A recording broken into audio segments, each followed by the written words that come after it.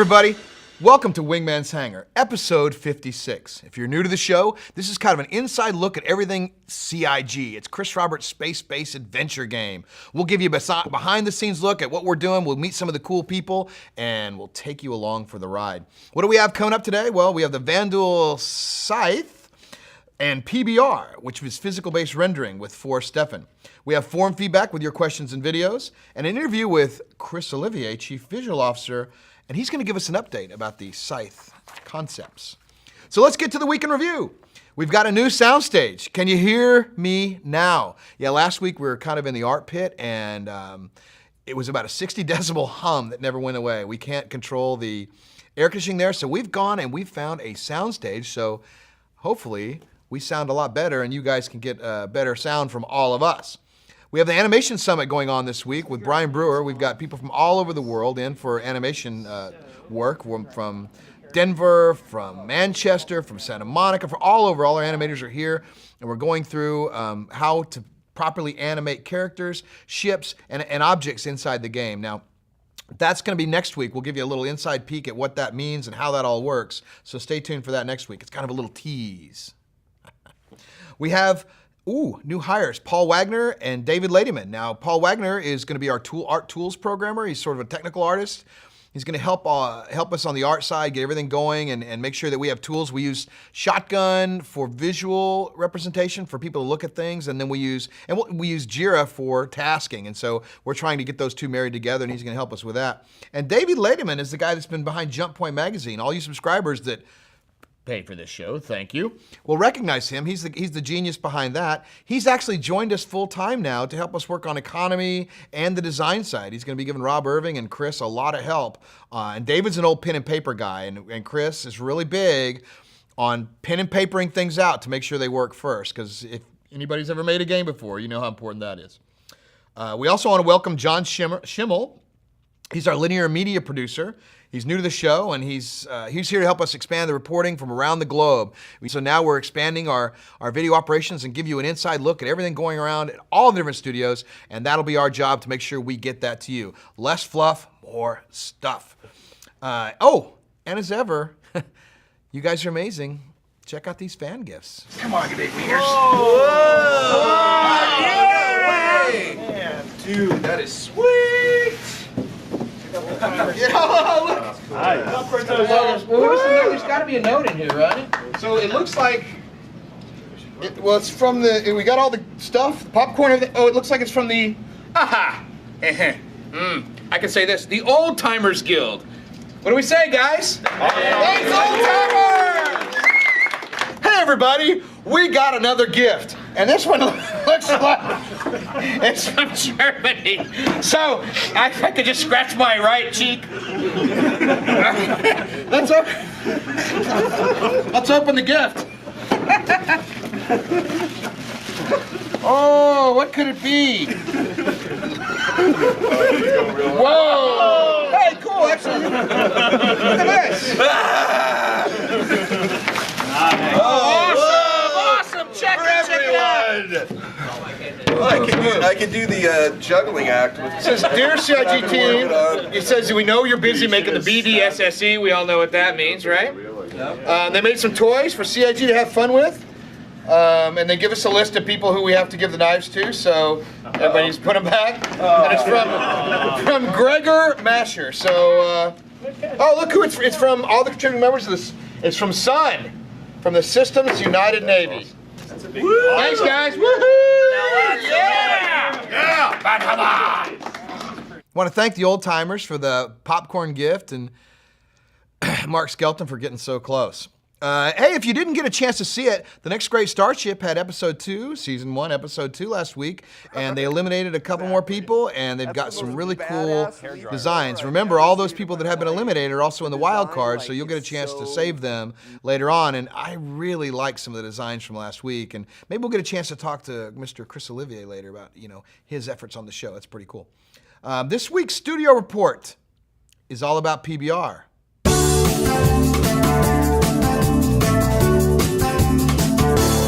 We've had a fun time trying to set up the base materials that we wanted, since we knew that we're going to have kind of repetition and kind of our consistency throughout the entire our material library. We know we're going to have gold, we know we're going to have titanium, we know we're going to have aluminum. So one thing that we really wanted to do was with ships we wanted kind of damage or grunge over time. We basically have the ability to have like the material in a 100% condition, and then we can slowly drag it down into more of a deteriorating kind of dirty look and have that very custom to what particular type of material we're actually using. Another thing that we've had some fun with is working with our writers to kind of create these kind of fantasy metals that are going to be in the lore and whatnot, which is kind of cool. So just kind of define what type of materials are going to be for the different alien races, and for the UEE, maybe 900 years in the future, what we're going to kind of modified versions of what we have now. This is kind of more of a final look of what it's going to be when you guys actually get it. So the reason of the teapot is kind of an inside joke in the rendering community. It's kind of started in 1975. They needed an object that would render complex surfaces, and it kind of just stuck ever since. It's kind of similar to like the hello world of like the computer programming world.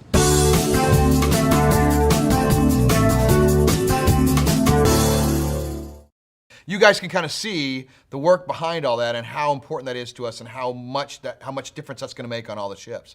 And you know what time it is? Now it's time for feedback. So hey, are you ready? I'm ready. What do you think of the new digs? This is comfy. It is comfy. It's feel pretty good. cool. Right, let's get right to it then. From Sir Alpenwolf. Will organizations within the persistent universe have more of a role/function to the daily contribution of the overall running of the universe, or are they to remain just a shell or name for players to gather under?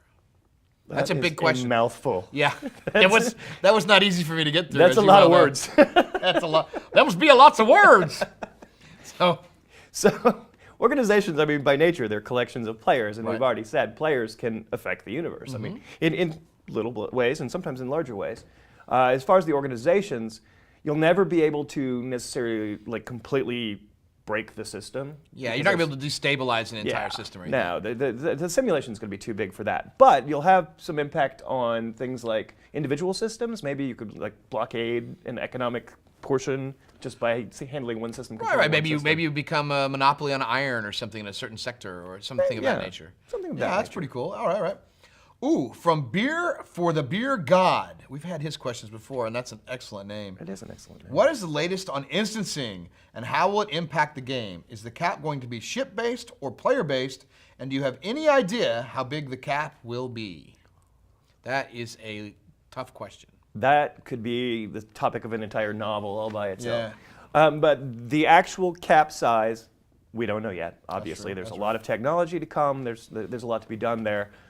But as far as what we do know, and what we will figure out with you as we go through the dogfighting module process, is that there will be a combination of player and ship effect on that cap. Right. Because, for instance, you take a Nitrous Corvette. There could be a bunch of players in that Corvette, Right. but they don't all count the same as those same players in Hornets flying around. Right. Because while they do have communication back and forth with the server, they don't have all of the impact and all of the movement controls and everything that Right, has because be to the reported. guy in the other Hornet, that's just another ship. Exactly. Right. So you'll count a little less, but you'll still count some. And so there will be a balancing process. There's a lot to it, though. We have to figure this out as we go. Right, and that's kind of one of the reasons we're doing this modularly, I know, so that we can get their input on how to do it, and we can figure out where that cap and where that slider is. So you guys will help us with that. From, oh man, Sparviro, I think I got it right, Sparviro. What is the status of the Voyager Direct store revamp? I recall seeing a snippet showing the Montreal studios work on this before the anniversary. Yeah, Turbulent does good work. So They do excellent work. Yeah. So They're great guys. what's the status of the Voyager Direct store? So the plan at this point is to release the Voyager Direct revamp shortly after the dogfighting module release. After the dogfighting module, you don't say. After the dogfighting. Well, so the obvious question then is, Rob, when is the dogfighting module coming out? Everybody asks that question. Yes, they do. Well, here is the plan as it currently stands, and that is that we are going to do an unveiling of the dogfighting module at PAX East. Check your calendars real quickly. Just like we did the Hangar last year. If all goes as planned, then we will release it to the public shortly after that reveal. Now, there's a lot of moving parts. We're just bringing on the world servers, the universe servers. So This week, in fact. this week. This is a big deal. This is a huge thing. One of the reasons we pushed it back was we're getting what's going to power our entire persistent universe online now and getting started testing that as we go. So it's going to take a lot of iterations to get that running properly and get it ready to host what's going to be, 500,000 people potentially by that time. So Right. So essentially, this week, we've built the universe, the system cluster, and we're just now starting to test that. And that is going to, while before the dogfighting thing module we showed you guys in December was over a LAN, right? And now we're getting the cloud-based system in place, the back end.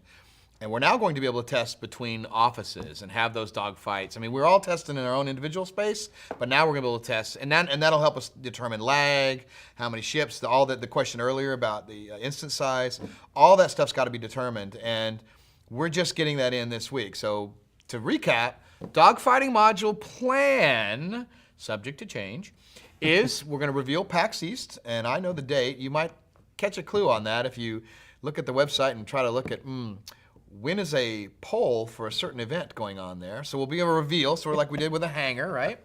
And then we will, a few days after, a little bit after that, when everybody gets back, if everything's ready to go, we'll then, have that big dogfighting module release. If it's not then, it'll be dang close to then, because we're working hard and everybody's cranking and we're ready to get it out to you guys. And I know you, by God, I know you're ready to see it.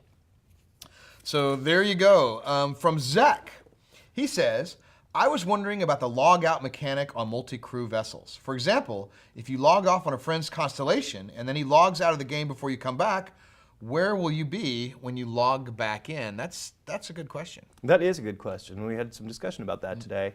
Now, if you physically put your character, as opposed to jumping in as an AI gunner, physically take your character onto a ship, you're pretty much signing up for the duration of the Now trip. explain that a bit. Now okay, so you have a choice, right? You can physically get in, I can get in your ship and be a crew member, or if you call for help, I can Jump in and take over an AI there seat you go. for a turret. So what this is talking about is when our characters are together and I'm in your ship. So I am there. I got on board at the last planet you were at. We are going wherever we're going. So if you're getting on for that ride, you're signing up for the whole ride. It's not like you can just jump out in the middle of space and go, poof, I'm back home. So if you log out prior to your friends logging out and prior to you getting to your destination, then you should expect to come back on that ship.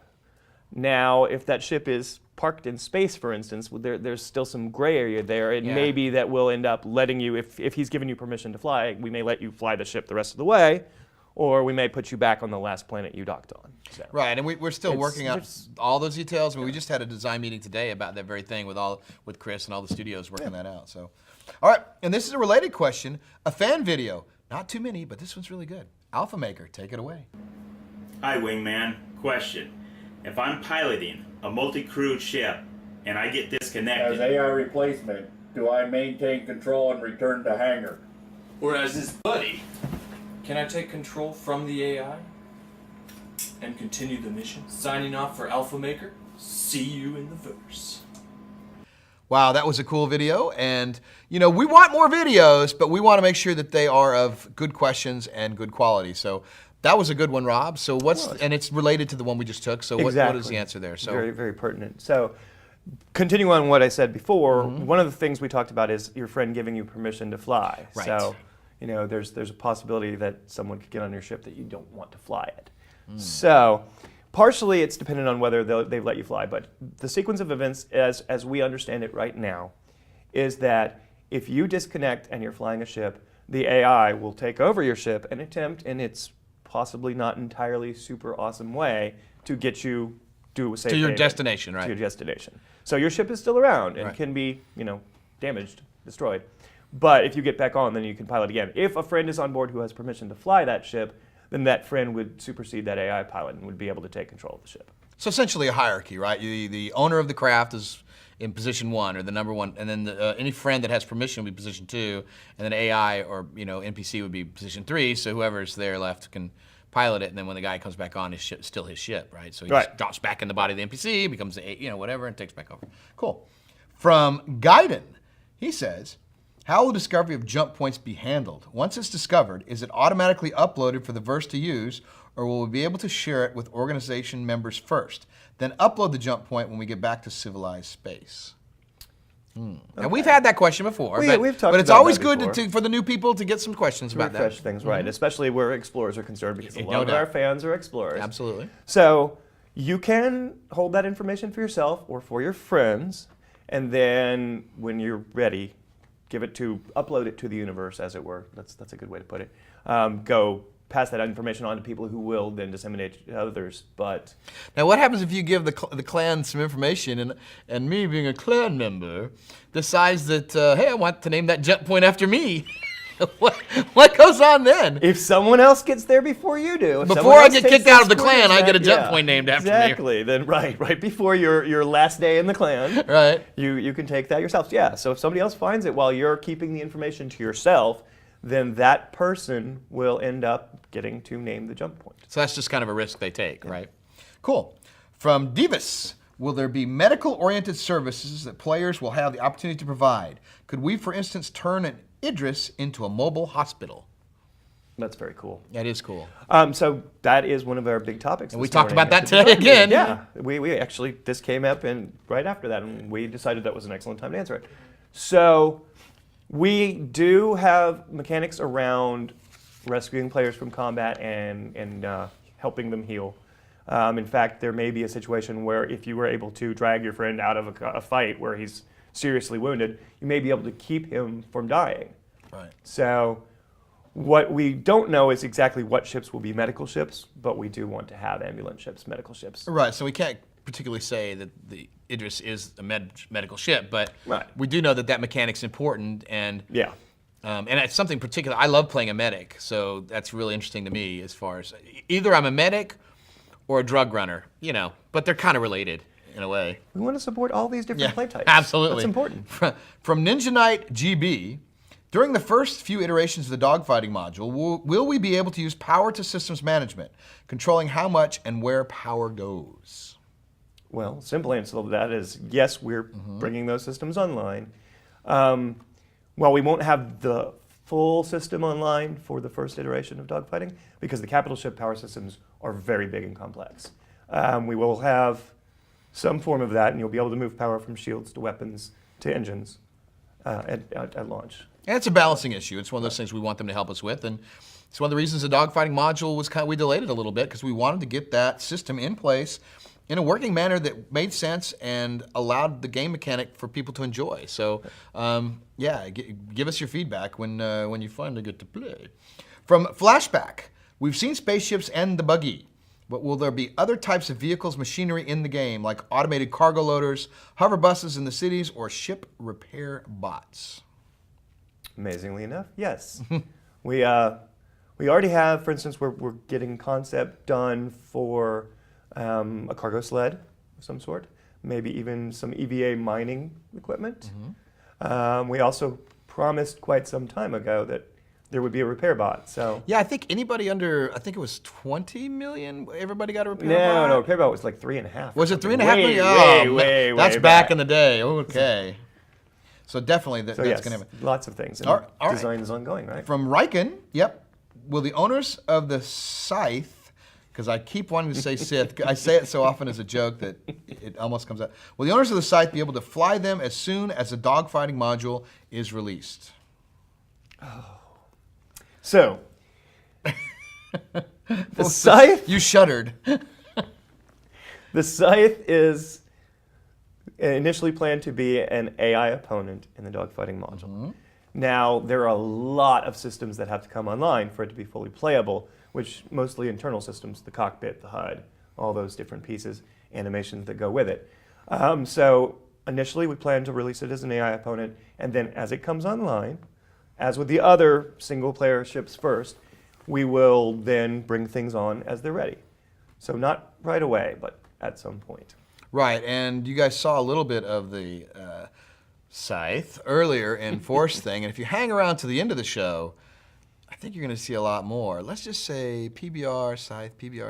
I think you'll be worth the wait. All right, thanks, Rob. Appreciate it. And now it's time for Mike Morlan with this week's Most Valuable Post.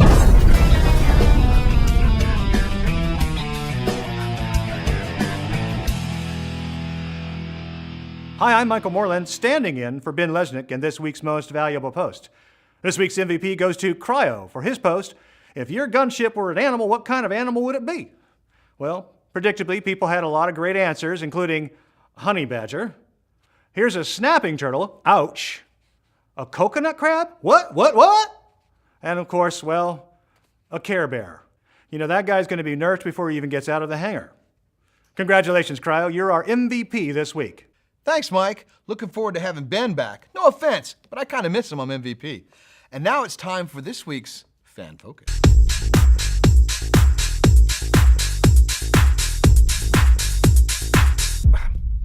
Thanks. This week's Fan Focus is Phil.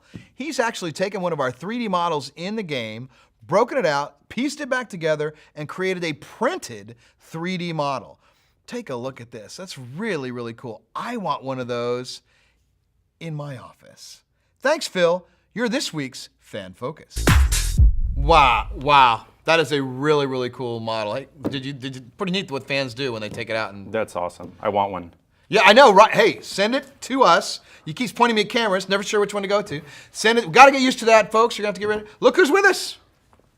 Chris Olivia, Chief Visual Officer. So today we're talking a little about the Scythe. And, Scythe, yes. Yeah, and you've been... Is it Scythe or Scythe? Yeah, you know, it is. Right. Yeah. Whatever. Yeah, exactly. So, you know, you've been involved and you've concepted and made the Vanduul yourself. I mean, you kind of... The character, yeah. The character, and you've been involved in the look and feel of all that the whole way. Right. So, how did the original Scythe come about? Well, that was way before me. That was during the original trailer and sort of fan funding, 2012. Right. Chris Roberts had an artist named Jim Martin come up with a bunch of different designs, and it was sort of, we knew it was going to be our main bad guy. And I think that the original inspiration was, if I can say it, Kilrathi inspired. Right. Well, right, but new, proved, cooler, better, different. So he came up with great designs. The model was built, CGBot built the final game asset. It was in the trailer. Looked great. That was a long time ago, though, before we all kind of got into the groove. So. Right. And so we're making a lot of changes, and it's sort of an iterative process. So why don't we explain to them why we're updating the Scythe now? Right. Well, it's an evolutionary process. So as we all started, we got into sort of developing the look and feel of what the Vanduul sort of culture is. And so part of that is getting various concept artists to sort of help develop the look of the characters, the world, based on sort of what the fiction is. And so we got a great artist named John Dickinson coming up with just brilliant sort of alien biomechanical, but very different from like alien look.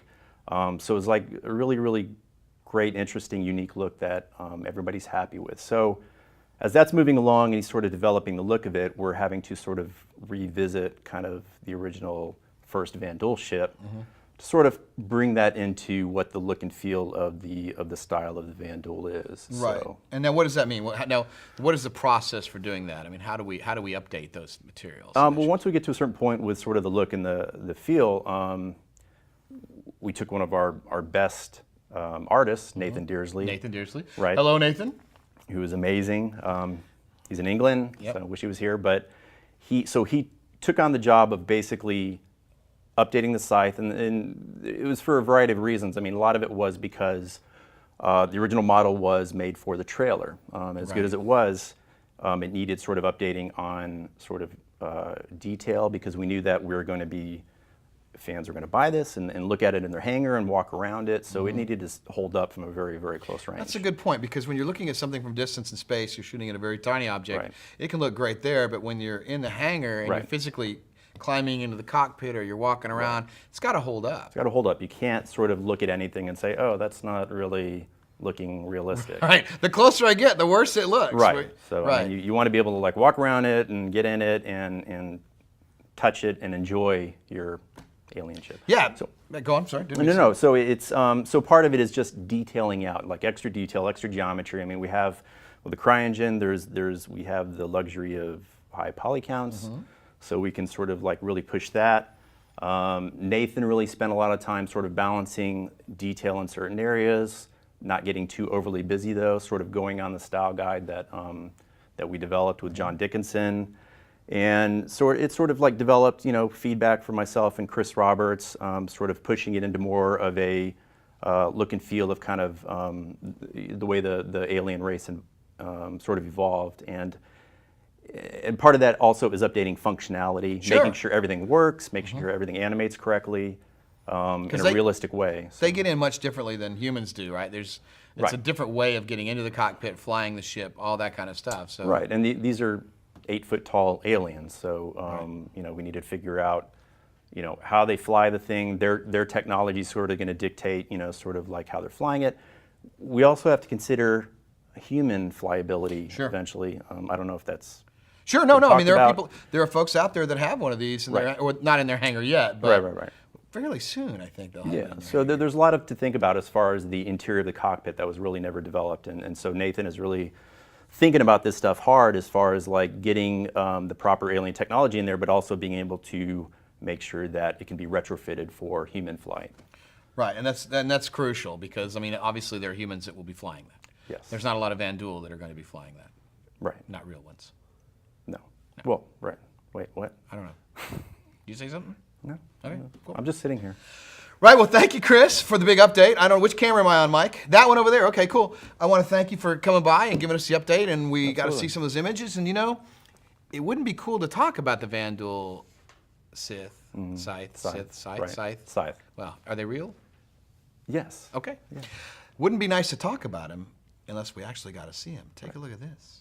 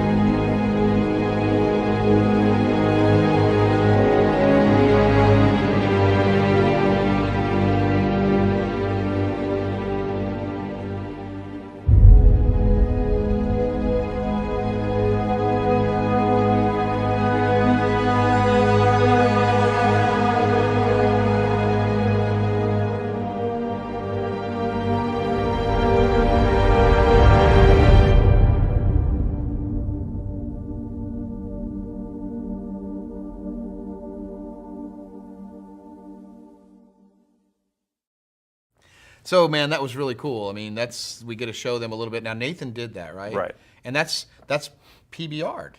PBR's beautiful stuff. It's going to really push the look of what we're doing to a whole new level.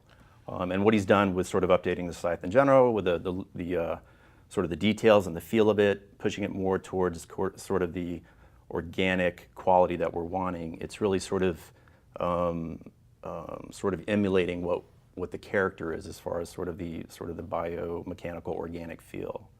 So. Yeah, and you can see the thing I like about PBRs too is, I mean, things you would do normally in texture where, you know, we just talked earlier about how when you get up close to something, this holds up because it's actually physically there, and which is why it's called physical-based rendering, right? Is that what it's called? I think so. PBR? I don't know. It's very sort of like you can. It has a tangible feel to where it feels very realistic, and so it's like the lighting reacts very, very well to it. So it's going to be nice. Yeah, it's like the hoses look like hoses. I mean, it's just.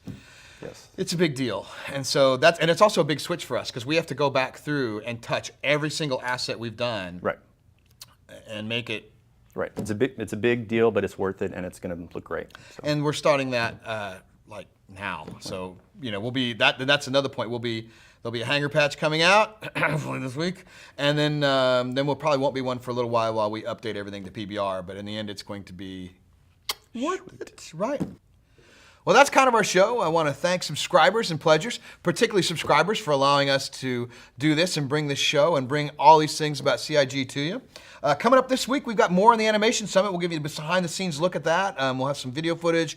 We'll try to walk you through how to animate things in the game. Back-end servers up. We talked about that earlier, and we're beginning the testing. So by next week, hopefully, we'll have played against Los Angeles. And let me just say, the Dakota will be kicking Mavericks' buttocks. So also on Friday, Next Great Starship 1.3 is out. Make sure you check that out.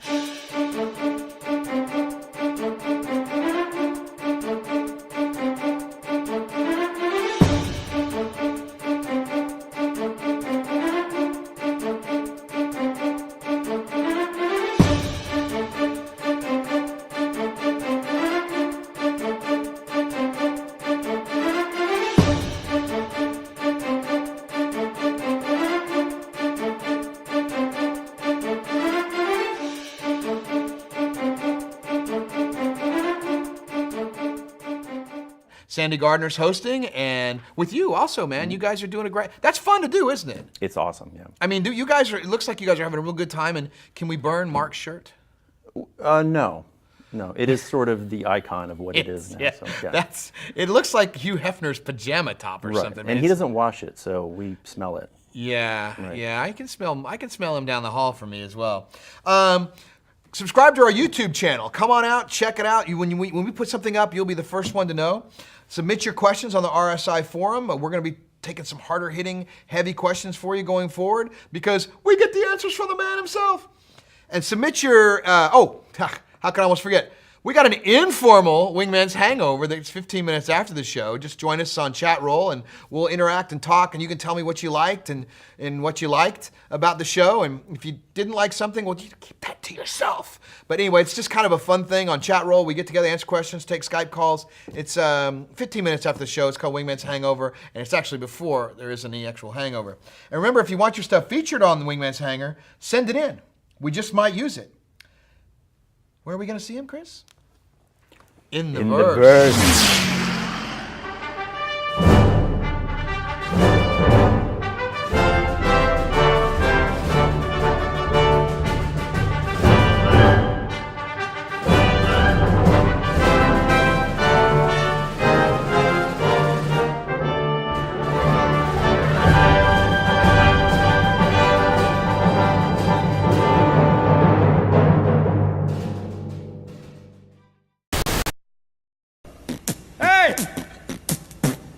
Don't touch me!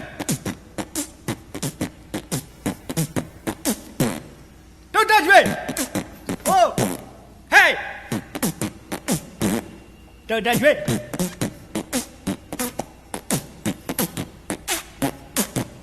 Hey! Hey! Don't touch me!